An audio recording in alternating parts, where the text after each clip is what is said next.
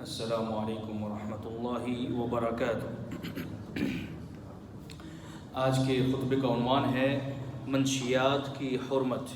الحمدللہ والصلاۃ والسلام علی رسول اللہ، اما بعد۔ یقیناً تمام تعریفیں اللہ کے لیے ہیں۔ تمام میسر نعمتوں اور فضل و کرم پر میں اسی کی حمد بیان کرتا ہوں اور شکر بجا لاتا ہوں، اور میں گواہی دیتا ہوں کہ اللہ کے سوا کوئی بھی معبود برحق نہیں، وہ یکتا ہے، اکیلا ہے، اس کا کوئی بھی شریک نہیں۔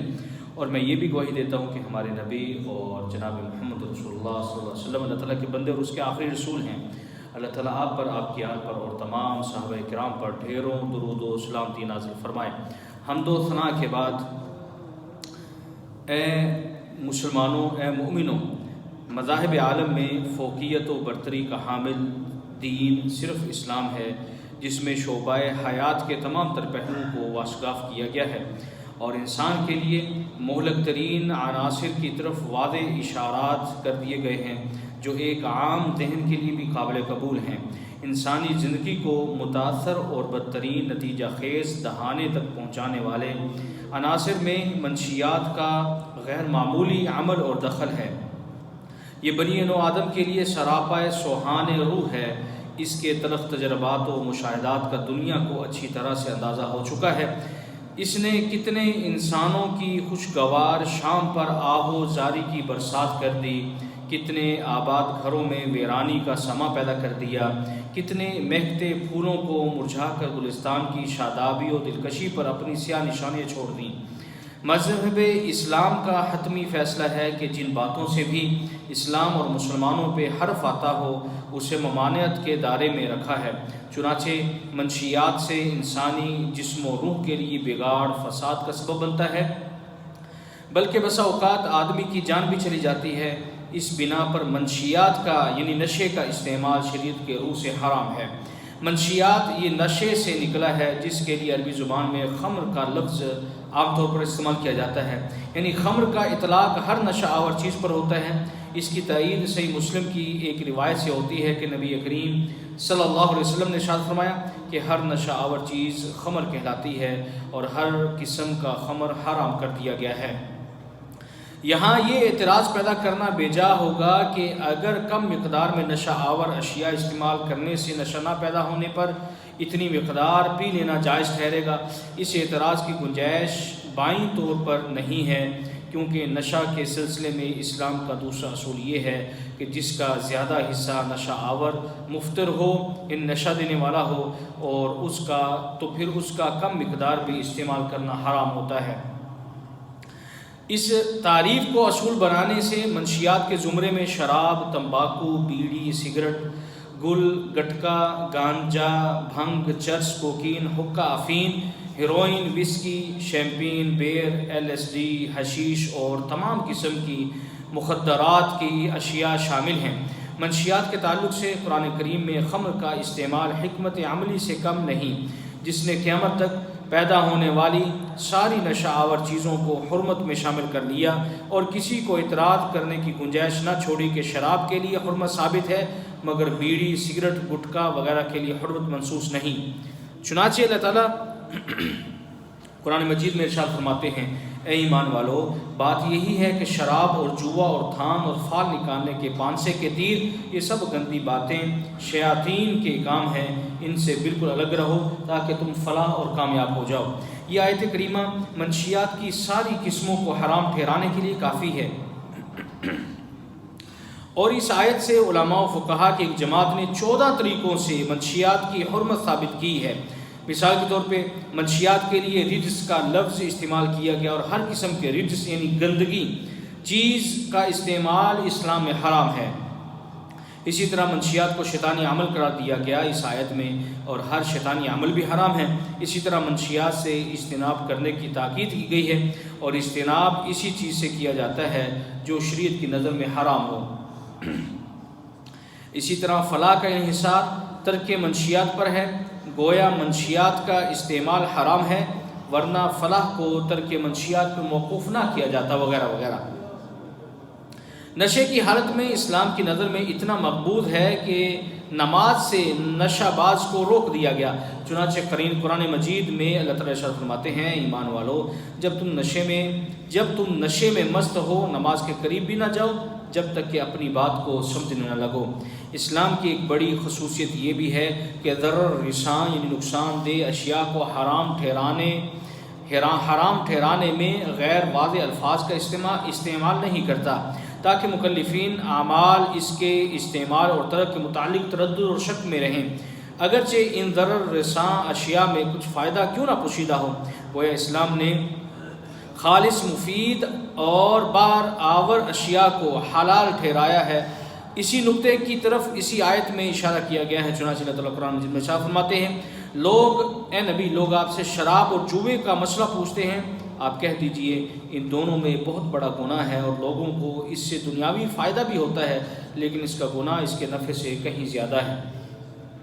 حدیث کے شہ پاروں میں بھی منشیات کی حرمت کے بے شمار دلائل موجود ہیں۔ مثلا منشیات کو مسکر کہہ کر اس کی حرمت کا اعلان کیا گیا ہے۔ حدیث میں ہے کہ ہر نشہ آور چیز خمر ہے اور ہر نشہ آور چیز حرام ہے۔ اسی طرح مسلم کی ایک اور روایت میں ہے، آپ صلی اللہ علیہ وسلم فرمایا، اور نشہ آور چیز کا استعمال مت کرو۔ نشہ آور کے لیے، نشے باز کے لیے بڑی سخت وعیدیں ہیں۔ نشے باز کی عبادت قبول نہیں کی جاتی۔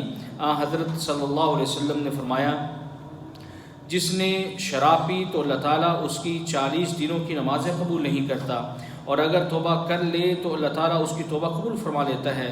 اگر دوبارہ لوٹا شراب پی تو اللہ تعالیٰ اس کی 40 دنوں کی نماز قبول نہیں فرماتا، اور اگر توبہ کر لی تو اللہ تعالیٰ اس کی توبہ قبول کر لیتا ہے، اور اگر تیسری مرتبہ پھر لوٹا تو اللہ تعالیٰ پھر اس کی 40 دنوں کی نماز قبول نہیں فرماتا، اور اگر توبہ کر لے تو اللہ تعالیٰ اس کی توبہ قبول کر لیتا ہے، اور اگر چوتھی مرتبہ لوٹا یعنی اس نے شراب پی تو اللہ تعالیٰ اس کی 40 دنوں کی نمازیں قبول نہیں فرماتا، اور اگر توبہ کرے تو اللہ تعالیٰ اس کی توبہ قبول نہیں فرماتا اور اسے جہنمیوں کی پیپ کی نہر سے پلایا جائے گا۔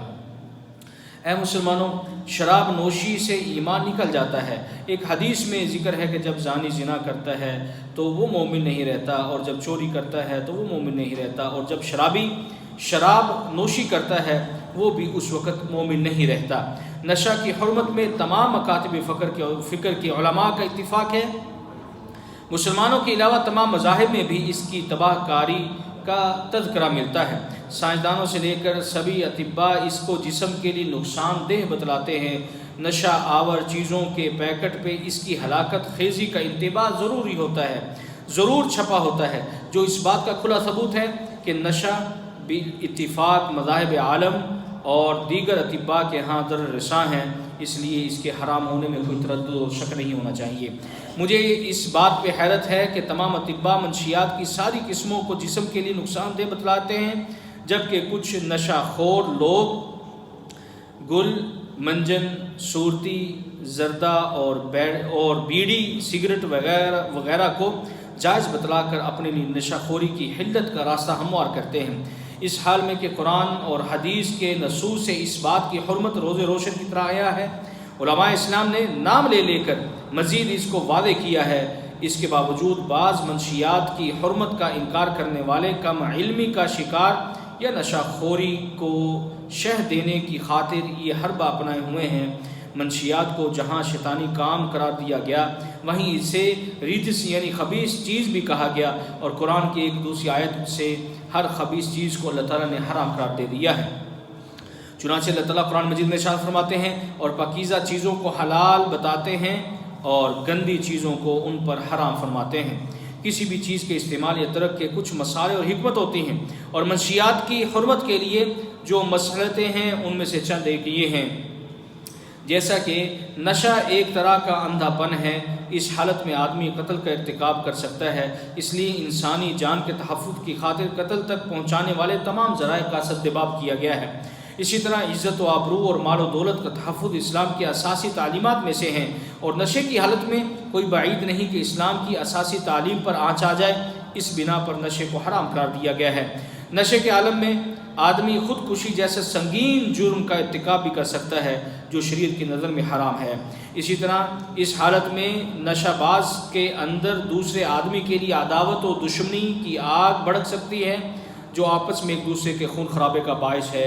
منشیات، اسی لیے منشیات طب کی روشنی بھی ممنوع ہے۔ اسلام ایک مکمل ضابطہ حیات ہے اور اس کے اندر حرف حرف سچائی ہے۔ اسلام نے جس چیز کو حرام کہہ دیا وہ انسانیت کے لیے بلا شک و شبہ نقصان دہ ہوگا، اور ایک مسلمان کے لیے اسلام کی حرمت کے بعد کسی دوسرے مذہب یا طبقے سے حرمت کی تائید کرنے کی کوئی ضرورت نہیں۔ ہمارے لیے اللہ اور اس کے رسول صلی اللہ علیہ وسلم کا حلال کردہ حرام، حلال کردہ حلال اور حرام کردہ حرام کافی اور شافی ہے۔ پھر بھی برسبیل تذکرہ ہم یہ بتائے دیتے ہیں کہ طب کی روشنی میں بھی منشیات کے بے شمار نقصانات سامنے آئے ہیں جو شمار سے باہر ہیں۔ منشیات اور نشہ آور چیزیں اور مخدرات سے پیدا ہونے والے امراض انسان کی جان لے لیتے ہیں۔ منشیات کی حقیقت کا اندازہ اس امر سے اچھی طرح لگایا جا سکتا ہے کہ اس سے سینکڑوں امراض پیدا ہوتے ہیں جو انسانیت کے لیے سم میں قاتل ہیں۔ شراب، تمباکو، بیڑی، سگریٹ، گٹکا، گانجا، چرس وغیرہ سے پیدا ہونے والی بیماریوں میں گلے کی خرابی، جگر کی خرابی، دل کی بیماری، حمل کا گر جانا، عمر میں کمی، زخم معدہ، خون فاسد اور سانس کی خرابی، ہچکی، کھانسی، پھیپھڑوں کی سوزش، کینسر، سر درد، بے خوابی، دیوانگی، کمزوری، اعصاب فالج، نظر کی کمی، دمہ بواسیر، دائمی قبض، گردے کی خرابی وغیرہ اہم ترین بیماریاں شامل ہیں۔ ان میں بعض ایسی بیماریاں ہیں جن کا انجام صورت موت ہے، یعنی موت انسان کو جلدی آتی ہے۔ اطباء کے قول کی روشنی میں تمباکو میں 3 خطرناک قسم کے زہریلے اجزاء کی ملاوٹ ہوتی ہے۔